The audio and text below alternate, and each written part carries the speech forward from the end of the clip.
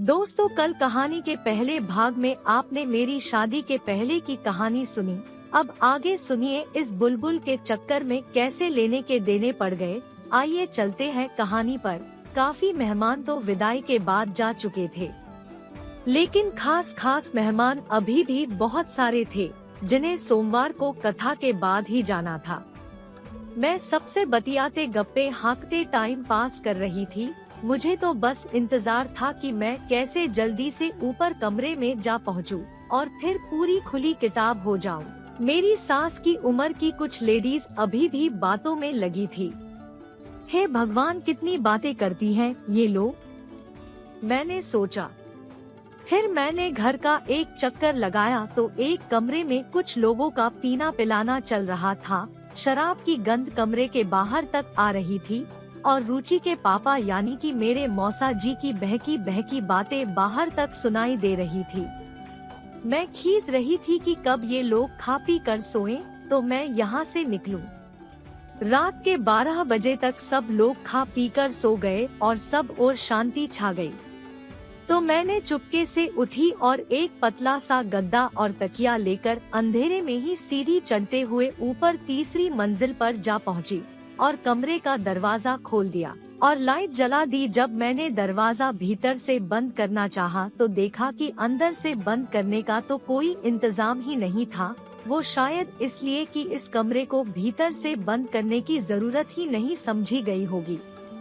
लेकिन ऐसे बिना दरवाजा बंद किए मैं खुल के खेल भी तो नहीं सकती थी, पर मुझ पर प्यास हावी थी, सो मैंने कोठरी का बल्ब निकालकर एक तरफ रख दिया जिससे अंधेरा हो गया।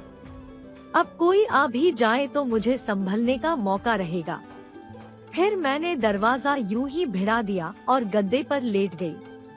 आह, कितना सुकून मिला था उस अंधेरे कमरे में अकेले लेटने का। मस्ती तो मेरी रग रग में दौड़ रही थी। उस रात मैंने थैली को उठाया और थैली को खोलकर संतरे बाहर की और उंधेल दिए। संतरे इधर से उधर ढुलकने लगे तो मैंने उन्हें अपने हाथों से संभाल लिया और दुलारने लगी। फिर मैंने झाड़ियों के सारे पर्दे हटाए और मधुमक्खी के छत्ते में हाथ डाल दिया। काफी गर्म हो गया था वो मधुमक्खी का छत्ता। तुरंत ही उसमें से शहद बह निकला। घर से बाहर रिश्तेदारी में हमेशा साड़ी ब्लाउज ही पहनती हूँ, वैसे सलवार सूट या जीन्स जैसे मॉडर्न कपड़े ही पहनती हूँ। शहद से भीगी अपनी उंगलियों को मैंने छत्ते में इठलाती रही और पिंकी के मोती से खेलती रही। बस यूँ समझो कि 1 मिनट में ही पूरा आनंद आ गया। तभी दरवाजे की चरमराहट के साथ खुलने की आवाज आई और एक साया भीतर घुसा। डर के मारे मेरी तो सांस ही रुक गई। मेरी 3 उंगलियां अभी भी मधुमक्खी के भीतर घुसी थी, वो वहीं घुसी हुई ठहर गई। मेरा दिल जोर जोर से धक धक करने लगा और मैं आंखें फाड़ फाड़ कर उस अंधेरे में देखने का प्रयास करने लगी। संध्या, लो मेरी जान, मैं आ गया, वो साया बोला और मेरे निकट आकर गद्दे पर कूद पड़ा। और संतरे तो थैली से बाहर ही पड़े थे तो उसने दबोच लिए। हे भगवान, ये तो मेरे मौसा जी की आवाज थी और संध्या मेरी मौसी का नाम है। तो मौसा जी मुझे अपनी पत्नी समझकर ही हमला कर रहे हैं। क्या हुआ मेरी जान? संध्या रानी, चुप क्यों हो? कुछ तो बोलो। मौसा जी ऐसे बोले और संतरों को निचोड़ कर जूस निकालने लगे। मैं तो सांस रोके चुपचाप पड़ी रही। मेरी समझ में कुछ नहीं आ रहा था कि मैं ऐसी विकट परिस्थिति में आखिर क्या करूं। जानू, आज ये टेनिस बॉल कुछ बदले से कड़क से क्यों लग रहे हैं मुझे, मौसा जी बोले। फिर लाल गुलाब का गुलकंद खाने लगे। उनके मुंह से शराब की बू आ रही थी। मेरी समझ में कुछ नहीं आ रहा था कि मैं क्या करूं क्या न करूं। मौसा जी मैच खेलने से पहले जबरदस्त तरीके से तेज वार्म अप करने लगे। बेबस पंछी उनके बाहुपाश में जकड़ा मन ही मन फड़फड़ाता रहा। संध्या मेरी जान, ये मैदान की पिच आज बहुत गर्म हो रही है। बहुत दिनों से मैच खेलने को नहीं मिला न इसे। आज मैच हो जाए, आज तो तगड़े शॉट्स मारूंगा। शतक मारूंगा आज तो कहते हुए उंगली से पिच की नमी का मुआयना करने लगे।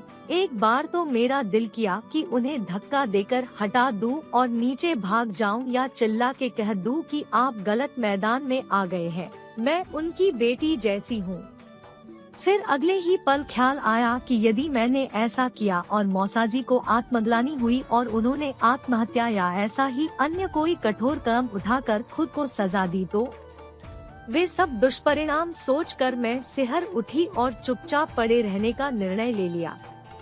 गलती न मौसाजी की थी और न मेरी थी, जो रहा था परिस्थिति या भाग्यवश ही हो रहा था। यही सोचकर मैंने सब ढीला छोड़ दिया और सोच लिया कि हुई है वही जो राम रचि राखा।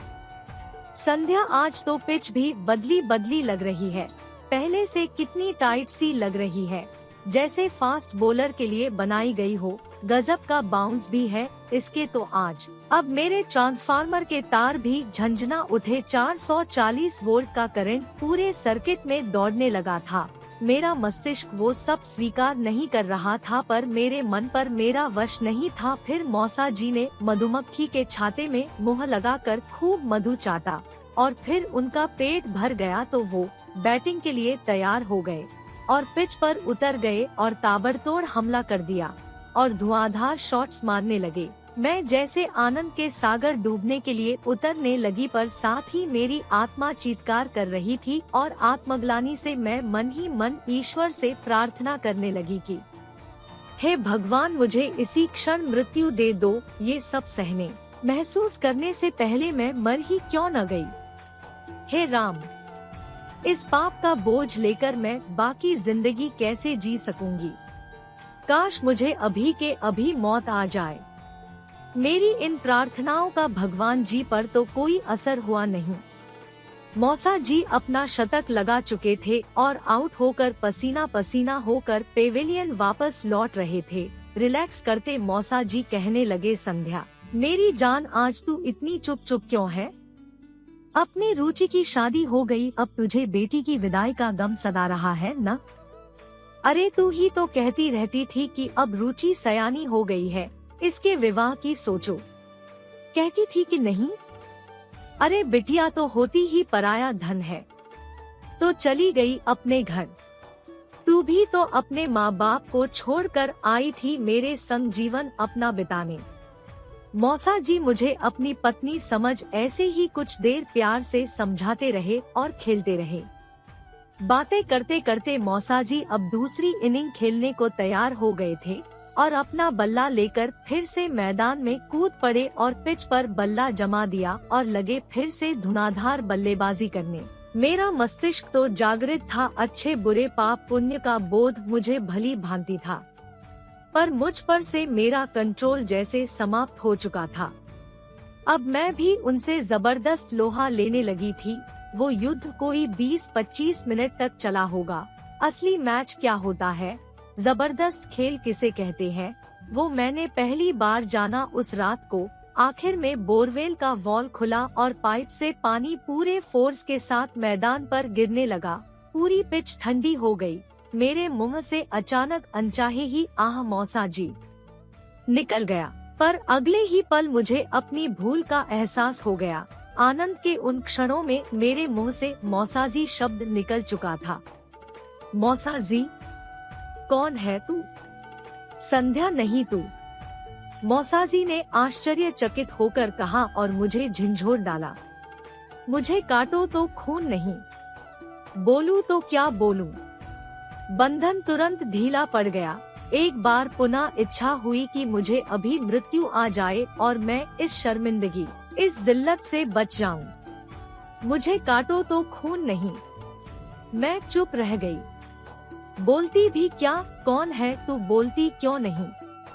ठहर, मैं लाइट जलाता हूँ, फिर देखता हूँ कौन है तू। मौसा जी बोले और उन्होंने लाइट का स्विच टटोल कर ऑन कर दिया, पर बल्ब तो मैंने पहले ही निकाल के अलग रख दिया था, सो लाइट नहीं जली। फिर उन्होंने नीचे झुककर अपना मोबाइल टटोला और उसकी टॉर्च ऑन कर दी। तेज रोशनी पल भर के लिए मुझ पर पड़ी और मैं जैसे चीख पड़ी, मौसा जी मैं सोनाली हूँ। लाइट बुझा दीजिए।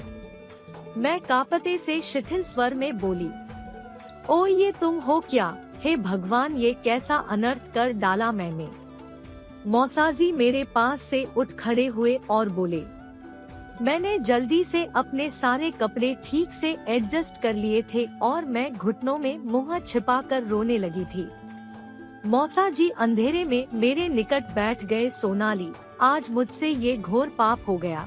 तुम्हारे उजले दामन पर दाग लगा दिया मैंने, अनर्थ कर डाला मैंने। अब मैं किस मुंह से तेरा सामना करूँगा? मुझे जीने का कोई अधिकार नहीं अब।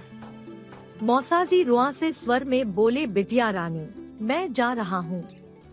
जाते जाते एक विनती है कि तुम मेरा पाप क्षमा कर देना और इस अंधेरे कमरे में हमारे बीच क्या हुआ इसे कभी किसी को मत बताना। तो दोस्तों, ये थी हमारी आज की कहानी। उम्मीद करते हैं कि आपको पसंद आई होगी। वीडियो को लाइक कर दीजिए और चैनल को सब्सक्राइब कर लीजिएगा। और हाँ, कमेंट बॉक्स में अपनी कीमती राय जरूर दीजिएगा। मिलते हैं आपसे अगली वीडियो में, तब तक के लिए धन्यवाद।